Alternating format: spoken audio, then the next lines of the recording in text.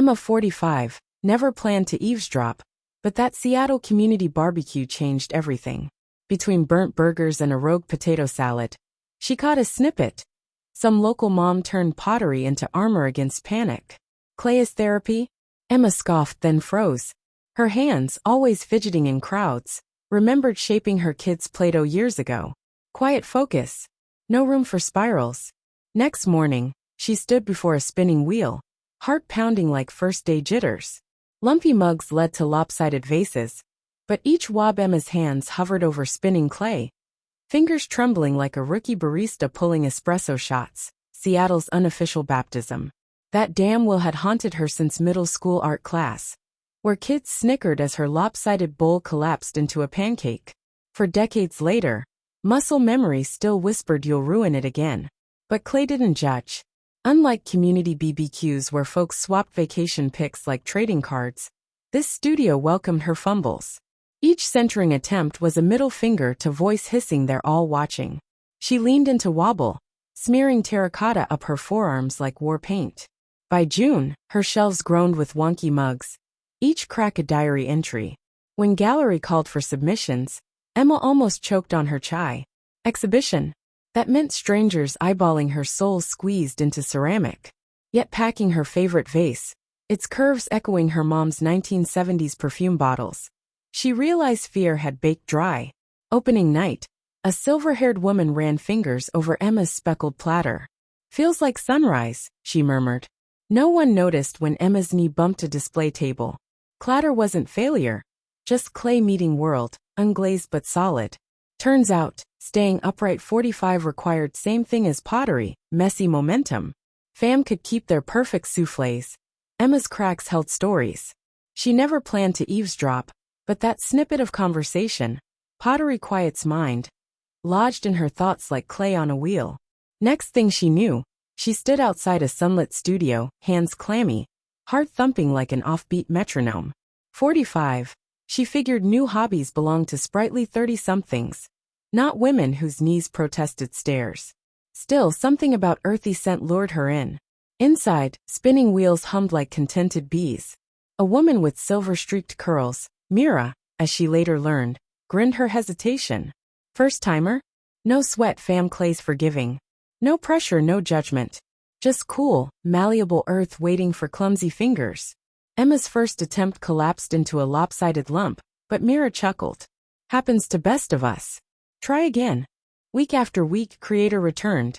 Kneading clay became her antidote to crowded grocery stores and awkward small-talk community BBQs. Will demanded focus, centering, shaping, coaxing form from chaos. Her hands, once fidgety in social settings, now moved with purpose. Imperfections didn't faze her. Each wobble told a story. Then came Myra's nudge. Ever thought of showing your work? Woman nearly dropped her latest mug. But idea took root. Preparing for exhibition meant late nights glazing, sanding, laughing cat-herring clay mishaps. Opening night, her stomach churned worse than her first spin class. Yet as strangers traced fingers over her pieces, a bowl with thumbprint ridges, a vase with deliberate asymmetry, she realized something. This wasn't just pottery. It was proof that fear could be reshaped just like clay. By summer's end, Emma hosted her own backyard barbecue, surrounded by new friends from studio. No more eavesdropping from life's sidelines. Will had spun her right into center of her own story. Creator never planned to eavesdrop, but that snippet of conversation between two women at community barbecue stuck like clay to a wheel. Pottery class saved my sanity, one laughed, swirling her lemonade. Emma's fingers twitched around her paper plate. 45, she'd mastered art of vanishing into backgrounds. Office cubicles, grocery lines, her own living room. But invisibility had a cost. Her hands ached for something louder than silence. Next morning, she marched into a sunlit studio, its walls lined with lopsided mugs and proud, jagged bowls. A clay wheel sat center stage, patient as a monk. Woman eyed it like it might bite. First attempt, her vase collapsed into a sad pancake. Second try, her knuckles whitened, overcorrecting until piece wobbled into oblivion. A younger student giggled. Heat crawled up Emma's neck, but she shoved sleeves higher, smearing earthen streaks across forearms. Fine. Fight me. Weeks passed. Muscle memory replaced panic. Centering clay became a metaphor she didn't have time to overthink. Pressed down hard enough, and chaos yielded to control.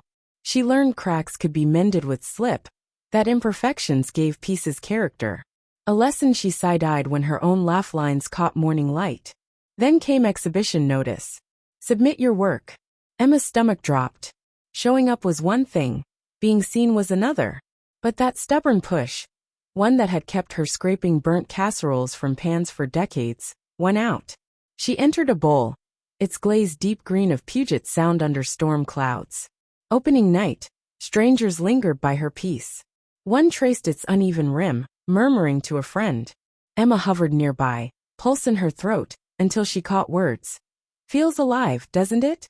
Turns out, staying invisible required more energy than she'd ever spent trying to disappear. Clay hadn't fixed her exactly. It just reminded her that softness and grit could coexist. And maybe, just maybe, that was enough for a woman who'd spent too long apologizing for taking up space. Back home, her wheel waited. This time, she let her hands dance. Woman never planned to eavesdrop. But that snippet of conversation, pottery's just dirt and water, what's big deal? Lodged in her brain like a stubborn shard. 45, she'd spent years dodging crowds, clinging to walls, community BBQs, letting others fill silence. But Clay didn't judge shaky hands. So she signed up. Not for some dainty intro to pinch pots class. Nah, she went straight for wheel. First session, her fingers fumbled, spinning lumpy disasters while a silver-haired skeptic, Marjorie, smirked from next station. She ignored her. She focused on centrifugal force, on grit under nails, on way wet earth held stories if you pressed deep enough. Weeks passed. Mugs became bowls, became vases with curves bold enough to make Marjorie pause mid-scoff. Then came exhibition notice, local artists welcome, and Emma's gut clenched. But that night, hunched over her wheel, she slapped down a fresh slab and thought, I'm writing my own story. No plan, just motion. Hands moved, clay rose, twisted, collapsed, rose again. By dawn, she had it. A asymmetrical pitcher, glazed in stormy blues, its handle a defiant spiral. Day of show, she almost bailed. But there it sat on her table, that pitcher, beside Marjorie's perfect but boring teacups. Crowds milled. Then a phone flashed. Some teen, snapping pics for Insta, zeroed in on Emma's piece. This goes crazy, Kit announced to her fam suddenly. Folks clustered around, fingers hovering near glaze, murmurs rising. A gallery owner asked about commissions. Marjorie's jaw unhinged. Emma didn't curtsy or cower. She grinned, wiped sweaty palms on her apron and thought dirt and water, my ass. Well, had been her anchor. Now it was her launch pad. And that pitcher? Let's just say it held more than liquid. It held proof that shaky hands could build something solid. Later, as sun dipped behind Seattle's skyline, she carried her piece home, its weight a quiet thrill. No more eavesdropping. She'd let work speak for itself. Emma never planned to eavesdrop, but that snippet of conversation. Clay's like people, messy till you shape 'em right. Lodged in her brain like a stubborn kiln speck. 45, she'd spent years dodging small talk like sidewalk cracks. But Seattle's drizzle demanded more than Netflix and a weighted blanket. So she signed up for pottery class, figuring if her hands were busy, her nerves might chill. First lesson, her vase collapsed like a bad soufflé. Second try, she overworked clay till it cracked, just like her last book club attempt. But by week 3, spinning that will became her weird therapy. Centering clay. Turns out it centers her. No room for panic when you're elbow deep in slip, coaxing lumps into curves. Odd habit. She hummed Disney villain songs to steady her pulse. Worked better than deep breathing. Then came exhibition flyer, community creations, art for anxiety, tacked up beside recycled clay bins. Her gut said nope, but her thumbs, now calloused and confident, texted in before fear could veto. Prep was chaos. Glazes bubbling like psychedelic soup, her experimental bowl looking more like a wonky hat. But show night? Strangers lingered her stall, tracing fingerprints pressed into each piece. One woman teared up holding a mug stamped with imperfect spirals, like my brain on good days. Emma grinned. Who knew lumpy ceramics could be love language? Now she hosts mud and mingle workshops, no pressure potting for nervous newbies. They gather in her backyard studio, swapping stories while wrestling clay, community BBQs smoking in background. That wheel? It's her anchor and her launch pad. Grab some clay.